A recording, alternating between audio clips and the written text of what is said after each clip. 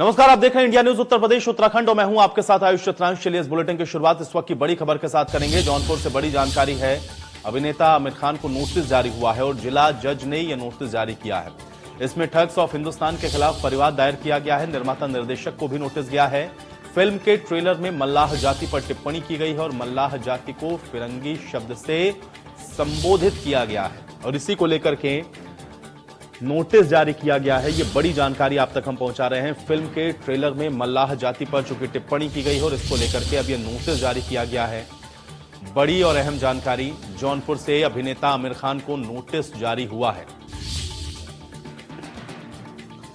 तो जिला जज ने यह नोटिस जारी किया है आमिर खान को। ठग्स ऑफ हिंदुस्तान के खिलाफ यह परिवाद दायर किया गया है और न सिर्फ आमिर खान बल्कि निर्माता निर्देशक को भी नोटिस गया है। बड़ी जानकारी है। और फिल्म के ट्रेलर में मल्लाह जाति पर जो टिप्पणी की गई है उसको लेकर के जिला जज ने ये नोटिस जारी किया है। बड़ी जानकारी, बड़ी खबर है। जौनपुर से अभिनेता आमिर खान को नोटिस जारी हुआ है। जिला जज ने ये नोटिस जारी किया है। बड़ी और अहम जानकारी है। जिला जज ने नोटिस जारी किया। ठग्स ऑफ हिंदुस्तान के खिलाफ परिवाद दायर किया गया है और निर्माता निर्देशक को भी नोटिस जारी किया गया। एक और बड़ी जानकारी है। सुप्रीम कोर्ट ने सुनवाई से इनकार कर दिया है। यूपी सरकार की याचिका पर सुनवाई से इनकार किया गया है। मुख्तार अंसारी के बेटों के खिलाफ याचिका थी। यूपी के बाहुबली विधायक हैं मुख्तार अंसारी। हाईकोर्ट ने गिरफ्तारी पर रोक लगाई थी और गुरुवार को इलाहाबाद कोर्ट में एक बार फिर से इसकी सुनवाई होगी। तो बड़ी जानकारी है। सुप्रीम कोर्ट ने सुनवाई से हालांकि इस मामले में इनकार कर दिया है। इलाहाबाद हाईकोर्ट की तरफ से गिरफ्तारी पर रोक लगाई गई थी मुख्तार अंसारी के बेटों पर और अब गुरुवार को फिर से इस मामले पर सुनवाई होनी है। तो बड़ी जानकारी आप तक हम पहुंचा रहे हैं। मुख्तार अंसारी के बेटे के खिलाफ जो याचिका लगाई गई उस पर सुप्रीम कोर्ट ने सुनवाई से इनकार कर दिया। तो हाईकोर्ट ने गिरफ्तारी पर रोक लगाई हुई है और अब गुरुवार को इस मामले पर सुनवाई होनी है। इस वक्त की बेहद अहम जानकारी आप तक पहुंचा रहे हैं। बड़ी खबर है। वहीं मायावती ने ट्वीट करके यूपी सरकार पर निशाना साधा और उन्होंने कहा कि यूपी सरकार में वैसे तो हर प्रकार के अपराध चरम पर होने से अपराध नियंत्रण का बुरा हाल है, लेकिन खासकर दलित और महिला उत्पीड़न, असुरक्षा, आए दिन होने वाली दर्दनाक और शर्मसार घटनाओं से हर तरफ चिंता की लहर है। ऐसे संगीन मामलों में भी सरकार की असंवेदनशील लापरवाही अति दुखद है। मायावती ने यूपी सरकार पर निशाना साधा है और ट्वीट करते हुए मायावती ने ये बातें कही हैं।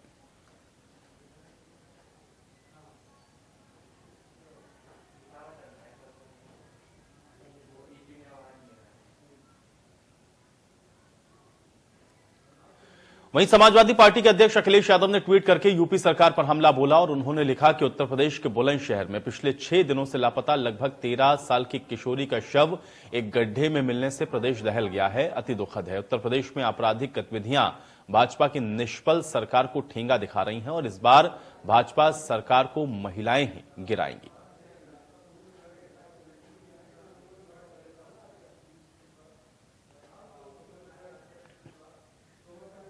और अब प्रयागराज से बड़ी जानकारी है। 3 दिन प्रयागराज में राज्यपाल रहेंगे। आनंदीबेन पटेल कई कार्यक्रमों में शिरकत करेंगे। प्रयागराज में दर्शन के लिए श्रृंगवेरपुर धाम भी जाएंगी राज्यपाल और आज शाम तक प्रयागराज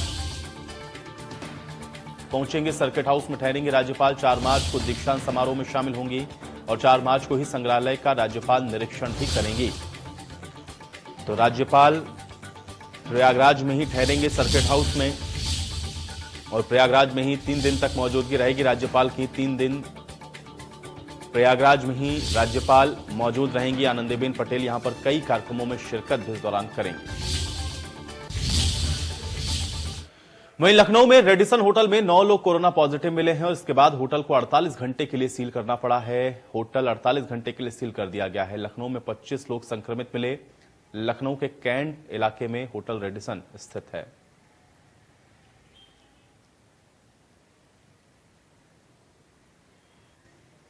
लखनऊ में होटल रेडिसन की लापरवाही के चलते हम दिखाना चाहेंगे। ये होटल रेडिसन है और इसकी बड़ी लापरवाही के चलते यहाँ पे कोरोना के 9 मरीज मिले हैं और सबसे बड़ी बात यह है कि आखिरकार इसी होटल में 1 मार्च को बॉलीवुड अभिनेत्री महिमा चौधरी भी आई थी, ठहरी थी और माना यह जा रहा है कि होटल की लापरवाही के चलते स्टाफ के 9 लोग कोरोना पॉजिटिव पाए गए। वहीं दूसरी अहम बात यह कि 40 ऐसे लोग हैं जिसको स्वास्थ्य विभाग ने सैंपल लिए हैं, जिसमें से 14 लोग अभी ऐसे हैं जो पकड़ में नहीं आ रहे हैं। तो स्वास्थ्य विभाग के लिए एक बड़ी चुनौती है। दूसरी अहम बात ये, जिला प्रशासन ने जो गाइडलाइन जारी की थी कोरोना प्रोटोकॉल को होटल इंडस्ट्री के लिए, उसका पालन नहीं किया गया और यही कारण है कि अब एक तरीके से एक साथ 9 कोरोना के मरीज मिलना माना जा रहा है कि लखनऊ के लिए एक बड़ी समस्या पैदा हो सकता है और स्थानीय नागरिक भी इसमें चपेट में आ सकते हैं। वीडियो जर्नलिस्ट संस्कार मिश्रा के साथ अभिषेक सिंह, इंडिया न्यूज, लखनऊ, उत्तर प्रदेश। उधर बिजनौर में दरोगा की दबंगई का एक वीडियो वायरल हो रहा है, जिसमें पैर से सब्जी फेंकता हुआ दरोगा दिख रहा है। रविदास जयंती के दौरान सब्जी मंडी में यह दबंगई दरोगा ने दिखाई है। सब्जी बेचने वालों को यह दरोगा धमका रहा था। थाना मंडावर के शंभा बाजार इलाके का यह मामला बताया जा रहा है।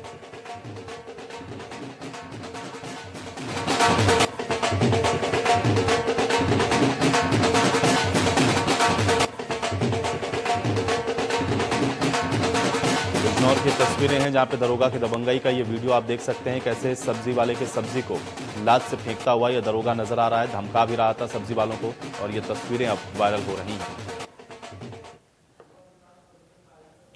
उधर कानपुर में 2 रोहिंग्या मुसलमानों को सजा सुनाई गई है। कोर्ट में आरोप पत्र दाखिल होने के 46 दिन और 12 दिनों की सुनवाई के बाद 2 रोहिंग्या मुसलमानों को यह सजा सुनाई गई। दोनों को बांग्लादेश से बरगला कर युवती को लाए थे और उन्होंने इसका सौदा भी तय कर दिया था। बता दें कि 23 अगस्त 2019 को कानपुर सेंट्रल स्टेशन पर जीआरपी ने ट्रेन से 2 बांग्लादेशी युवकों को गिरफ्तार किया और बांग्लादेशी युवती को बरामद भी किया। दोनों युवती को नदी के रास्ते पश्चिम बंगाल से लेकर के आए थे और उसे बेचने के लिए दिल्ली ले जा रहे थे। पकड़े गए दोनों युवक अयाद और रजाक के पास से पुलिस को 8 मोबाइल सिम कार्ड भी मिले।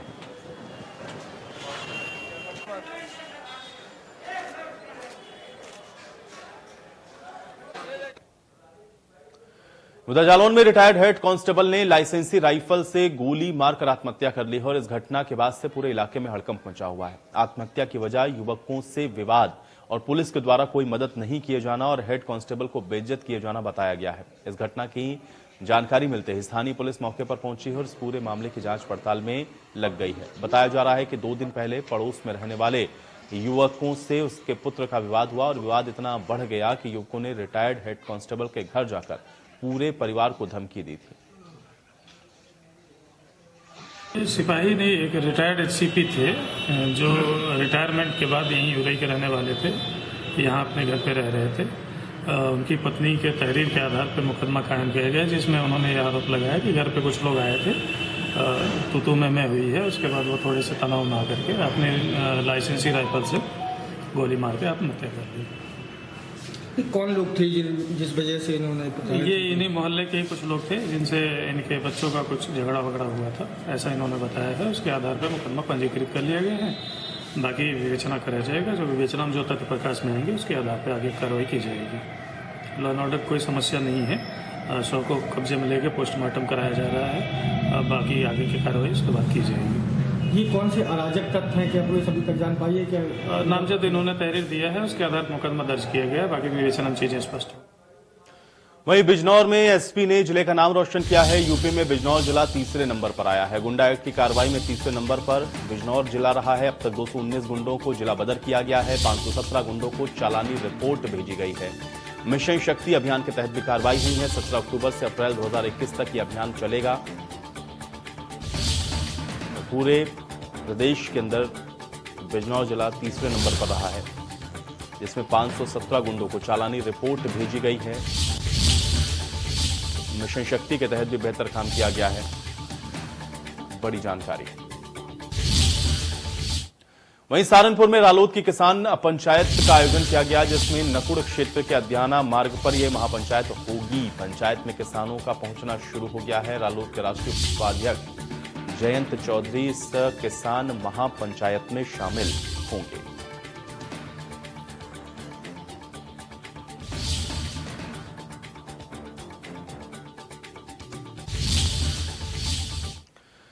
उधर अलीगढ़ के थाना देहली गेट इलाके में भाई के साथ दवाई लेने जा रही छात्रा के साथ पड़ोसी युवक ने छेड़छाड़ की। छात्रा के द्वारा छेड़खानी का विरोध करने पर युवक ने छात्रा की पिटाई भी कर दी। जब छात्रा के परिजन बचाव करने के लिए आए तो दबंगों ने पूरे परिवार की पिटाई कर डाली। इस घटना में 4 महिलाओं समेत परिवार के 7 लोग गंभीर रूप से घायल हो गए हैं। घायलों को जिला अस्पताल में उपचार के लिए भिजवाया गया है, तो फिर वहीं 2 लोगों की इसमें हालत गंभीर देखते हुए उनको मेडिकल कॉलेज के लिए रेफर करना पड़ा है।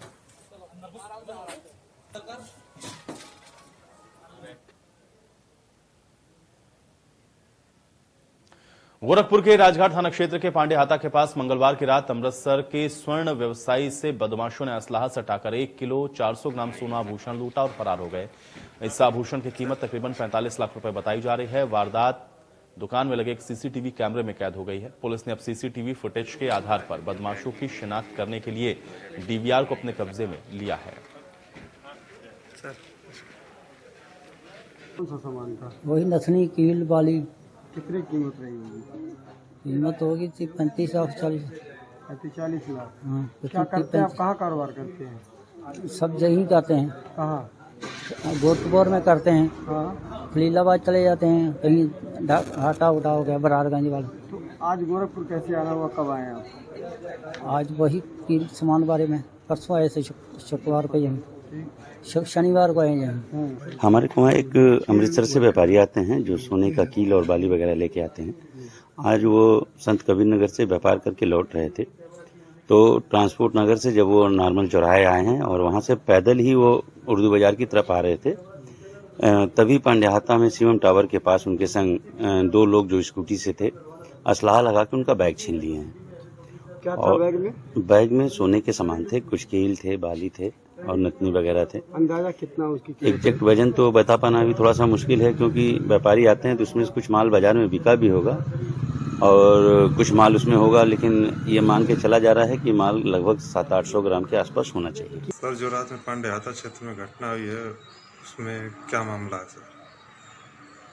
कल रात्रि करीब 8 बजे अमृतसर के रहने वाले श्री सुंदर सिंह सरदार सराफा व्यापारी जो फुटकर माल मुख्य दुकानदारों से लेकर के उनके करियर के रूप में बेचा करते हैं, पांडेहाता हालसीगंज धर्मशाला पर रुके हुए थे और कल सुबह ये खलीलाबाद संत कबीर नगर गए थे। वहाँ कुछ व्यापारियों को सामान देने के बाद शेष बचे हुए माल के साथ वापस बस से ट्रांसपोर्ट नगर चौकी आए और वहाँ से टेम्पो से नॉर्मल पर उतरे और वहाँ से उतर करके पैदल अपने रुके हुए स्थान पर जा रहे थे कि उनके पीछे से 2 स्कूटी सवार अज्ञात बदमाश द्वारा डरा धमकाकर उनका बैग। चलिए इसी के साथ इस बुलेटिन में मेरे साथ फिलहाल इतना ही।